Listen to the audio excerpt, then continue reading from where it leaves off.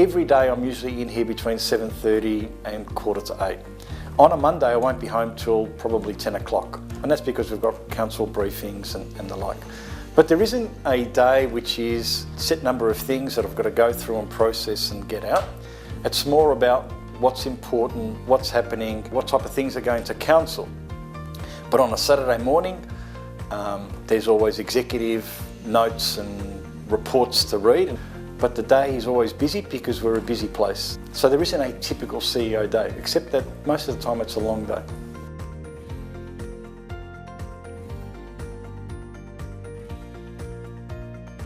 Where I've heard it happen, and so through my friends that work in banking, they almost have zones. So they go, well, if you're in this area, you'll sit on level 4 in this spot. Now you don't have a designated desk, but you know a zone that you sit in. I'm all for what's the best practice, how might we improve what we do. But I think generally it works for people that are in and out of the office a lot. What you generally find is that there are 10 desks provided for 15 people, and people go in and out of those 10 desks. I think most people in this office anyway, particularly, will like a space, be in a space and be in a zone and an area. So open to the idea of it, like to see how it might work though.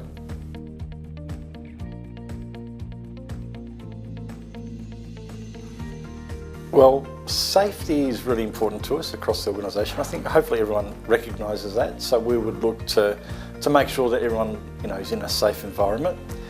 Effectively over the last few years, in having a security guard at Broadmeadows GLC, where we've required to bring the security guard over, that's happened without too much drama and impact. So right at the minute I think it works fine. If there are issues down the track we'll look at it, but right at present I think it works fine.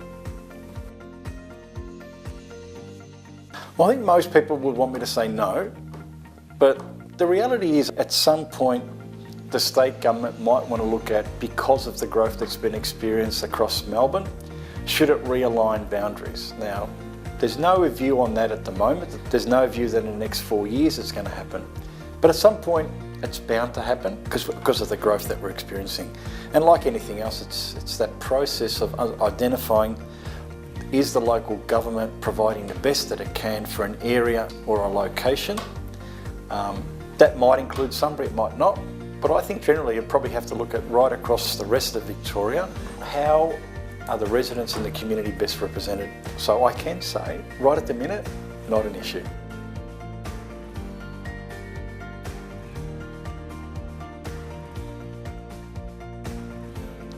The government is reviewing the Local Government Acts and the basis for it happening. I think we can all be assured of the fact that it won't happen again like it did last time, whereby there was some commitment made through an election campaign to win a seat, for someone to say, well, if we were to win, this is going to happen.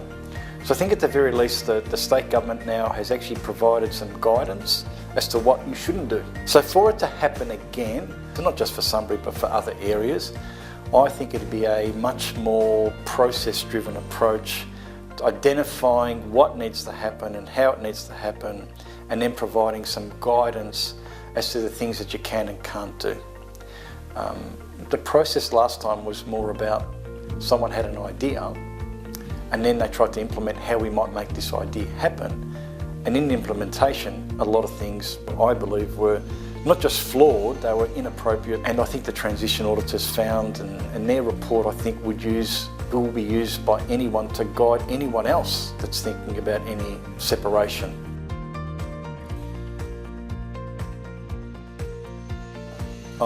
Major interest in sport, yes, I think most people know that I love all sports. Incredible passion for Richmond. So I follow other sports but not to the same passion. So if someone was to say soccer in Australia, Melbourne Victory, I'd probably support. If it's the Big Bash League, probably the Stars. Generally love Roger Federer. He's just someone that I look up to. Golf, Jason Day, I think he's again a very good, decent person. And then across the board, I love UFC and boxing. And in boxing terms, there's this one fighter that I've been following for a number of years, Rocky Balboa. Just a great boxer, heavyweight champion of the world for times on end.